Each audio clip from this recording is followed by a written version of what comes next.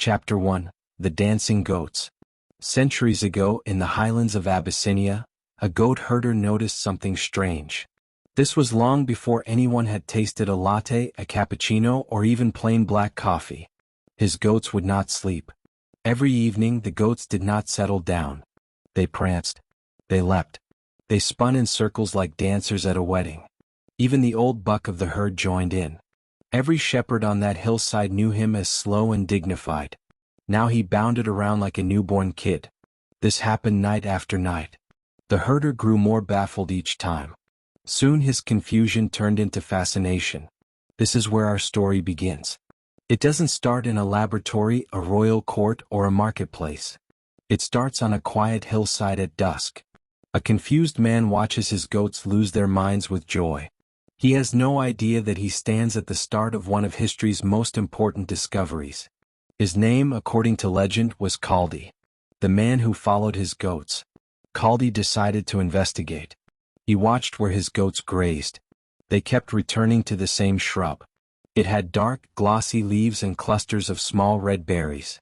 Whenever the goats ate these berries, something changed almost instantly. Within minutes, the whole herd buzzed with energy. They bounded across the slope as if gravity had loosened its grip. According to the old story, Kaldi was not having a good year. One telling calls him a man with a heavy heart.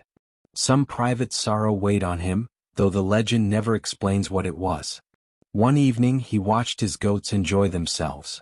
He sat there miserable. Then he had a thought. Why not try it myself? He picked a handful of berries and ate them. The effect was immediate and wonderful, the legend says. His worries lifted. His energy surged. For a while he forgot whatever had been weighing on him. Then he did something he probably hadn't done in a long time. He danced. Right there on the hillside, under the open sky, he danced with his goats. Moments earlier their strange behavior had puzzled him. Now the loneliest man in Arabia had become the happiest, leaping and spinning right alongside them. It's a striking image. A man and his goats, dancing together in the dark. None of them know what's coming. This small bitter berry is about to reshape trade routes. It will topple emperors' tea habits. It will fund wars and inspire revolutions. Thousands of years later, it will end up in a paper cup in the hand of someone rushing to catch a train on the other side of the planet. The monk who couldn't stay awake. The story doesn't end on the hillside. A monk from a nearby monastery happened to pass by. He stopped, astonished at what he saw, a grown man leaping around with his goats like he'd lost his mind. Naturally, he asked Kaldi what was going on. Kaldi told him everything. He explained the berries, the goats, and the strange new joy that had taken hold of him. Here the story takes an important turn. It shows us why coffee survived and spread, instead of staying one man's odd private habit. This monk had his own struggle. He could never stay awake through the long hours of nighttime prayer. He fell asleep during his devotions constantly, and it troubled him. He was a devout man, ashamed of his own drooping eyelids during sacred ritual. He heard Kaldi's story and reached a conclusion that made sense to him. Surely this remarkable fruit had been placed on that hillside for a reason. Maybe it was meant to help him and men like him stay awake for their religious duties.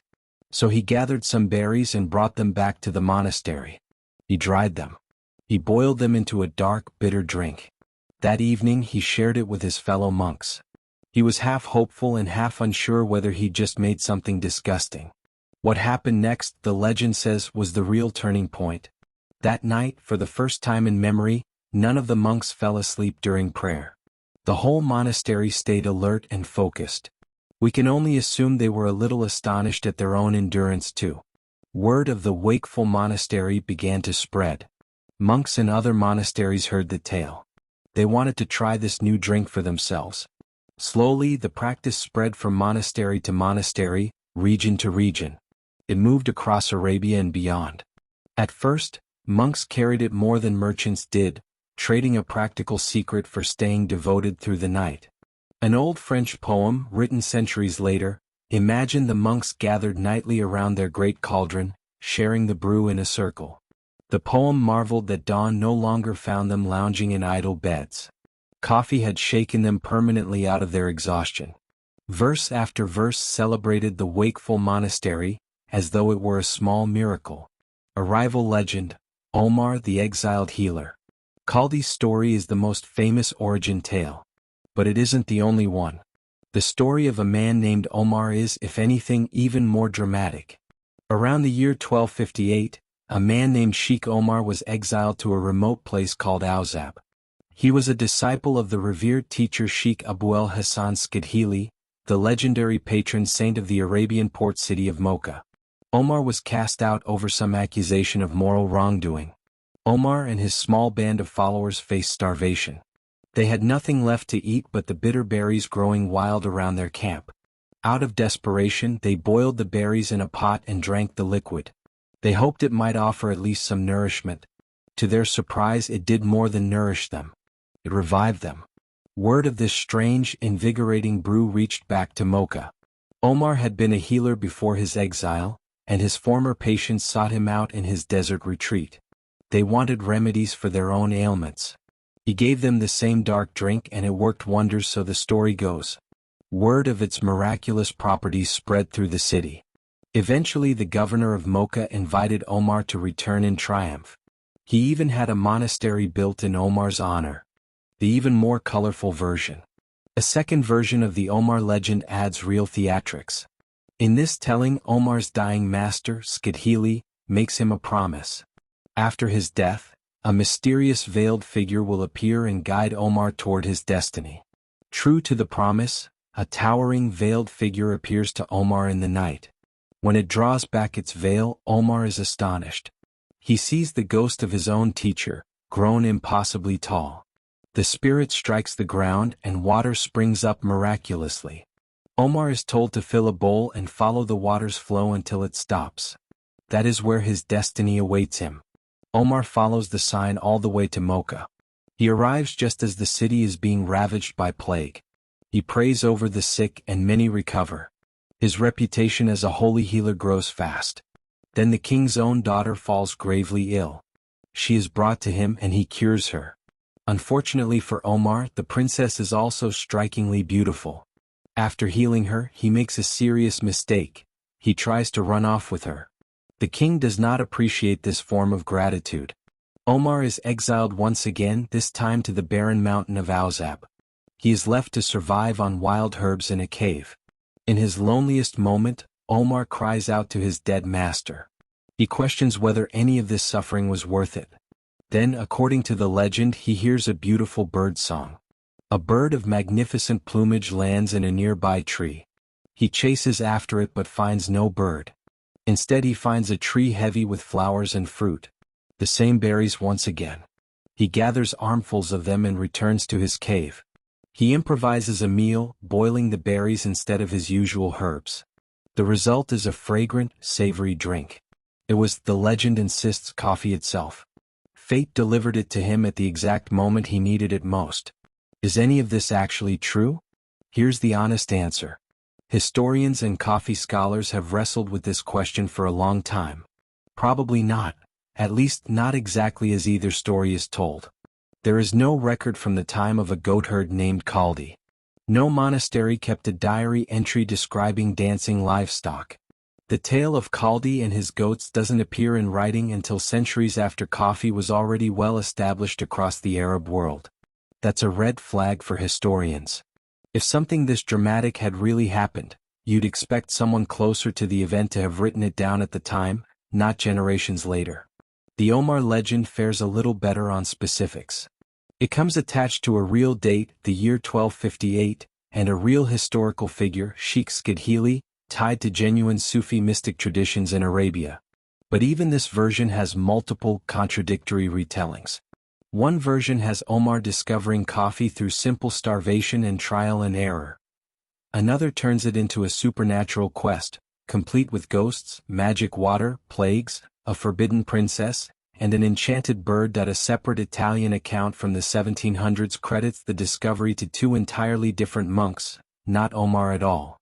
Some historians believe their names may be garbled versions of Skidhili itself, mangled through generations of translation and retelling. In short, even the legends don't agree with each other. There are competing heroes, competing monasteries, and competing miracles. That's exactly what you'd expect from folklore.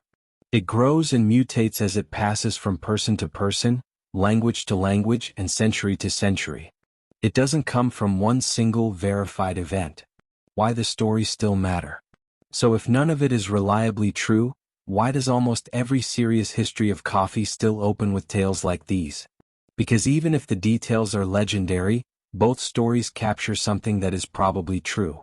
They show us how coffee's stimulant properties were likely discovered, through watching animals, through desperate trial and error, and through communities who had a very practical use for a substance that could keep an exhausted person alert.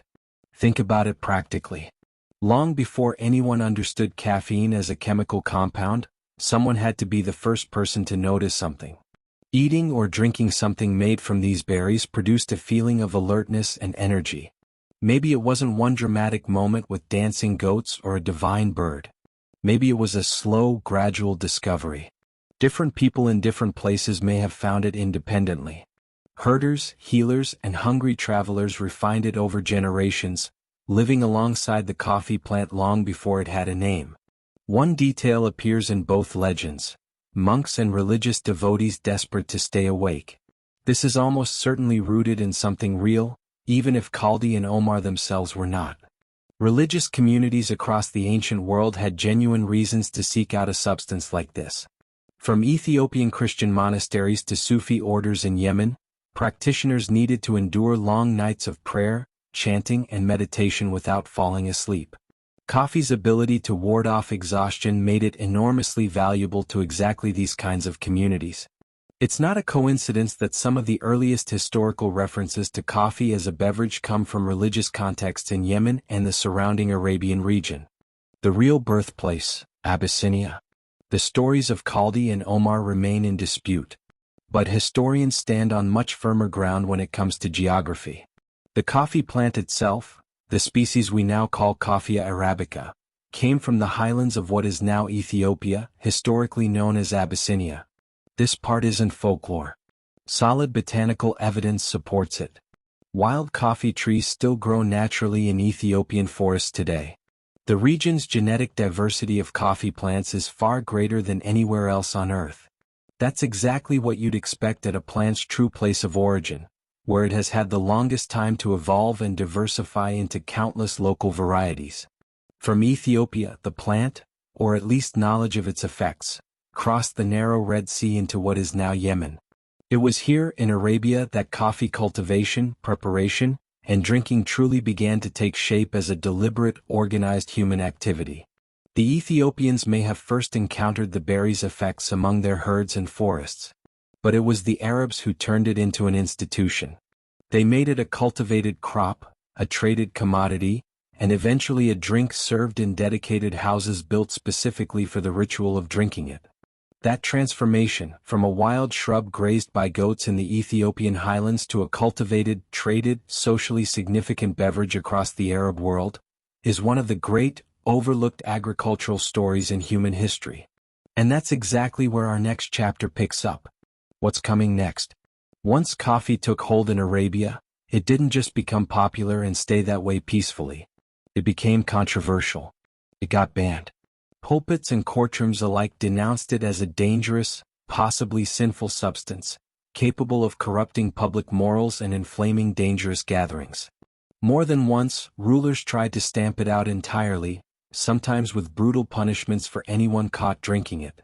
And yet, somehow, coffee survived every attempt to destroy it. It came out the other side more deeply woven into daily life than ever before. In the next chapter, we'll look at exactly how coffee went from a suspicious new drink, whispered about in back rooms, to something religious authorities tried to outlaw by force.